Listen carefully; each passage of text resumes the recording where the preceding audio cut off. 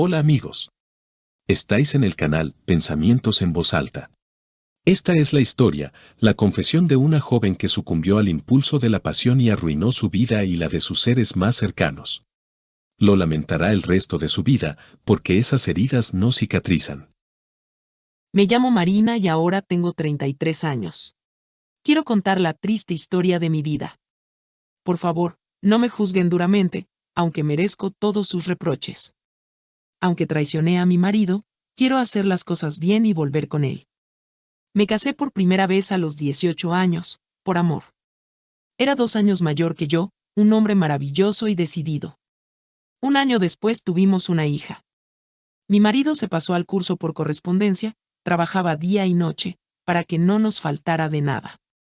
Era atento y cariñoso. Después de 10 años, mis sentimientos por Andriy se habían apagado un poco. Pero yo no buscaba una nueva relación, ni siquiera buscaba entretenimiento aparte, porque era feliz en mi matrimonio. Y lo que pasó me sorprendió, como si me superara. Todas las mujeres, si tienen otro hombre al lado, dicen que la culpa es de los dos, intentando echar la mayor parte de la culpa a sus maridos, no prestarle atención, no apreciarle, dejarle solo durante largos periodos de tiempo. Sí, viajaba con frecuencia en viajes de negocios. Las oficinas de la empresa en la que trabaja como alto directivo están por toda Ucrania e incluso en el extranjero, pero eran cortos, de una semana a un mes como mucho. Siempre venía con regalos para mí y para mi hija, y el sexo era estupendo. Por eso no creo que él fuera culpable de nada, yo soy la única culpable. Tenía 28 años cuando engañé a mi marido. Trabajaba como diseñadora gráfica. Conocí a mi futuro amante en una exposición. Se llamaba Taras. Era 14 años mayor que yo, divorciado. Tenía mucha experiencia en la vida. Era director general de una empresa que competía con mi marido. Después de la exposición fuimos a un café. Taras resultó ser un conversador muy interesante. Sabía cortejarme de maravilla. Resultó que había muchos temas en común. Intercambiamos números de teléfono, le di mi número como si estuviera hipnotizada. Y entonces todo empezó a suceder. No le importó que yo estuviera casada, que tuviera una hija. Era muy asertivo. Al final cedí. Al principio hablé con él, paseamos por el parque, le besé por primera vez y luego le volví a besar. Me odiaba a mí misma. Quería que se acabara, quería a mi marido y lo sigo queriendo, pero no con los mismos sentimientos que antes. No había la chispa que había sentido por Taras en aquel momento. Para mí mi marido era como un hombre de familia, un hombre querido y cariñoso, el padre de mi hija. Pero las emociones hacia el nuevo hombre eran completamente distintas. Cuando mi marido se fue unos días a un congreso en Odessa, Taras me invitó a pasar el fin de semana en su dacha. Yo ya había adivinado exactamente lo que iba a pasar allí. Pero eso no me detuvo. Al contrario, me picó la curiosidad. Salía con Andriy desde los 16 años, físicamente era mi primer y único hombre con el que había salido. Intentando no pensar en mi marido, llevé a mi hija a casa de mi suegra y llamé yo misma a Taras. Me envió un coche. Decidí que sería nuestro último encuentro y la última estupidez que haría. Cuando llegué, me sentí como en un cuento de hadas, en otro mundo. Había una mesa suntuosa, frutas exóticas, una sauna, una piscina, un jacuzzi. El brandy caro me golpeó en la cabeza y ahí fue donde ocurrió por primera vez. Taras era superior a mi marido tanto en experiencia como en temperamento. Era como si leyera mi mente y conociera todos mis puntos. O me lo parecía a mí. Al fin y al cabo, con Andriy todo era rutinario y familiar, siempre sabía lo que yo quería. Y Taras me sorprendió. Pensé que, como iba a ser la última vez, me lo iba a pasar en grande. Mi amante me regaló un anillo de lujo y me dijo que nunca había querido a nadie tanto como a mí en su vida.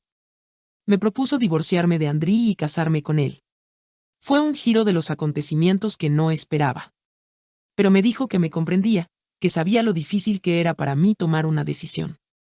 Dijo que sabía lo que era tener miedo de hacer daño a un ser querido, así que no me metería prisa ni me presionaría. Pero si lo hacía, estaría dispuesto a proporcionarnos a mí y a mi hija un futuro maravilloso. En casa tuve una epifanía aleccionadora. Era la primera vez que engañaba a mi marido, a mi ser querido. Pasé 3 horas en el baño, 2 bajo la ducha, sollozando hasta la noche. Cogí a mi hija e intenté recomponerme. Al día siguiente llegó Andriy. Feliz, con regalos, me abrazó, pero yo escondía los ojos y la conciencia me carcomía por dentro. Incluso diría que me destrozaba. Andriy no se merecía esto. Incluso llegué a pensar que sentía algo. Borré todos los números de Taras, todas sus llamadas y mensajes. Escondí el anillo que me había dado en mi taquilla. Intenté borrar de mi vida a Taras y el episodio de la dacha. Intenté olvidar a Taras y el episodio de la dacha de mi vida. Pero no podía dejar de pensar en él. Era como un síndrome de abstinencia, como una droga. Recordaba cada caricia de Taras, las relaciones sexuales con mi marido, imaginaba a Taras y aquellas horas en su dacha. Al principio ignoraba las llamadas de mi amante, pero luego no pude soportarlo más y le llamé yo misma. Le dije que quería encontrarme con él y que quería que alquilara una habitación de hotel y me esperara allí. Le advertí que sería la última vez, porque no podía dejar a mi marido. Le devolví el anillo en la habitación y le pedí que fuéramos directamente al sexo sin decir una palabra. La segunda vez que engañé a mi marido fue más fácil, incluso mi conciencia me molestaba menos.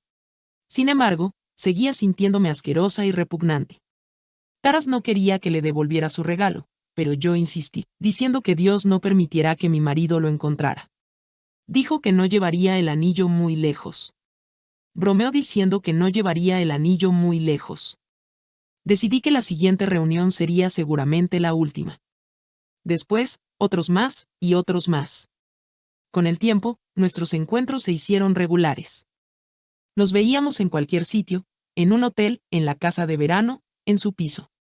Nunca lo llevé a mi casa. Mentía a mi marido y a mi hija todo lo que podía, me había retrasado en el trabajo, se me había estropeado el coche o estaba en casa de un amigo. Me enredaba en mis propias mentiras, pero ya no me importaba. Me di cuenta de que tenía problemas, y que así fuera. No sé cuánto habría durado si no hubiera sido por el azar.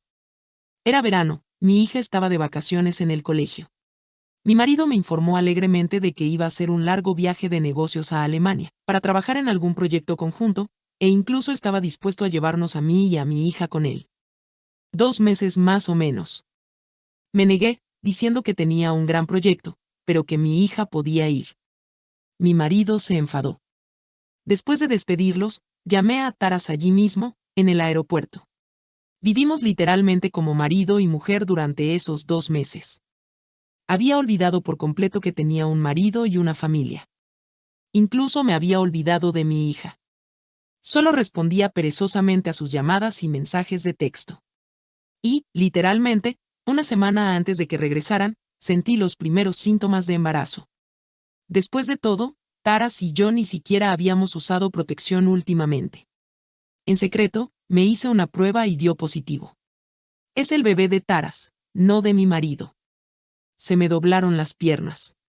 Decidí no decir nada a nadie todavía y le dije a Taras que tenía que ir a casa a asearme y prepararme para mi marido y mi hija. Lo comprendió. Le dije que tomaría una decisión en un futuro próximo. Lo primero que pensé fue en abortar y poner fin a mi relación con Taras. Luego recordé que Nikolai había hablado repetidamente de tener un segundo hijo, pero yo seguía dando largas. Luego pensé en darle el niño a mi marido como si fuera mío, pero entonces, ¿cómo iba a vivir con él? Quería dejarlo todo y huir de los dos. Tuve una crisis nerviosa y estuve a punto de abortar. Mi marido y mi hija volvieron. Cuando miré a Andriy, me di cuenta de que lo miraba con ojos completamente distintos, como si fuera un desconocido, y me di cuenta de que no sentía lo mismo por mi marido. No, seguía queriéndole, pero solo como alguien cercano, como un amigo, como un hermano, como un padre decente para mi hija. Pero los sentimientos que una mujer tiene por un hombre estaban dormidos, en el fondo de mi corazón, y mi amante ocupaba el resto. Estaba perdido y no sabía qué hacer. Tuve el valor de decirle a Taras que estaba embarazada. No hay palabras para describir la emoción y la alegría que sintió. Me exigió que hablara con mi marido, o él mismo hablaría con él de hombre a hombre. Pero no sabía ni por dónde empezar a hablar, no tenía ocasión ni valor. Me volví irritable. Me desahogaba con Andriy y con mi hija. Estaba confusa y el embarazo me estaba pasando factura, cosa que aún no le había contado a mi marido. Perdí tiempo pensando qué hacer y ya era demasiado tarde para abortar.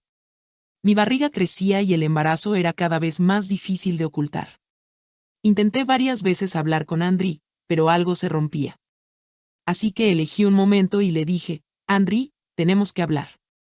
Las palabras se me atascaron en la garganta. Pero por la expresión de su cara me di cuenta de que entendía de qué iba a ir la conversación. Hablar. ¿No sabes por dónde empezar? ¿Quieres que te ayude? Dijo con frialdad. Resultó que lo sabía todo. Lo sabía, sufría, padecía, pero callaba. Pensaba y esperaba que no fuera en serio, que entrara en razón. Esperaba hasta el final salvar a mi familia y a mi amor. Preguntó, ¿sabes cuándo me di cuenta de que te había perdido por completo? Cuando te negaste a venir con nosotros a Alemania, y yo esperaba como un suicida esta conversación. No te retendré por la fuerza, pero no te daré a mi hija. Ella es todo lo que me queda. Por favor, no me quites mi último sentido de la vida. No tienes ni idea de lo que me estaba pasando en ese momento. Caí de rodillas, pidiéndole perdón, que no me culpara, que yo no sabía por qué las cosas habían ido mal en nuestra relación, que él no tenía la culpa de nada. Le dije que no era digna de él, que rezaría para que todo fuera bien en su vida. Hablé con mi hija. Ha decidido firmemente quedarse con su padre, y esto ni siquiera se discute. También decidí que Svetlana estaría mejor con su padre. Nos divorciamos rápidamente y el lugar de residencia de nuestra hija se asignó a su padre, teniendo en cuenta los deseos de ambos cónyuges y de la niña. Taras y yo no tardamos en casarnos. La boda fue modesta, solo familiares cercanos y algunos compañeros de trabajo. Mis padres querían mucho a Andriy. No aprobaron mi acto y ni siquiera enviaron felicitaciones. Tuvimos un niño maravilloso. Le pusimos Alexander. Veía a mi hija de vez en cuando. Era como si viniera a cumplir con su deber y me demostrara que le caía mal. Cuando intenté reprenderla, se puso furiosa, aunque sé que Andriy no es el tipo de persona que pondría a su hija en mi contra. La vida con Taras nunca funcionó, nuestro idilio familiar duró solo 3 años. No, era un buen hombre, nos rodeaba a mí y a mi hijo de cariño y amor. Ayudó a Andriy, mi exmarido, a dar un salto en su carrera. Es cierto que Andriy no tiene ni idea de a instancias de quien fue ascendido. Pero de algún modo nos habíamos vuelto fríos el uno hacia el otro, y de nuevo se trataba de mí. Quizás lo que sentía por Taras era enamoramiento, pasión, admiración, afecto. Cualquier cosa menos amor. Yo amaba a Andriy. Lo amaba de verdad, y si no me hubiera quedado embarazada de Taras, nunca lo habría dejado. Tras mi divorcio, Taras me compró un piso en un bonito barrio de lujo, lo amuebló con gusto, compró todo allí y envía regularmente grandes sumas de dinero. Él mismo contrató un ama de llaves y una niñera, y yo volví a trabajar, porque si no me volvería loca. A menudo pienso en Andriy, en lo mala que fui con él. Con él y con mi hija. Hace poco le pregunté a Svetlana cómo estaba su padre. ¿Tanto te importa? Fue la respuesta. Le pregunté si le gustaría que sus padres volvieran a estar juntos. Y entonces se puso histérica. Dijo que llevaba 2 años y medio solo, prácticamente convertido en un vegetal y que, de no haber sido por su hija, se habría suicidado o habría bebido hasta morir. Y que ahora lleva 6 meses saliendo con una joven y están planeando una boda. Dijo que Natasa era como una hermana mayor para ella, que papá había vuelto a florecer, había empezado a vivir, tenía una luz alegre en los ojos. Y que no permitirían que sus vidas se rompieran de nuevo. Ella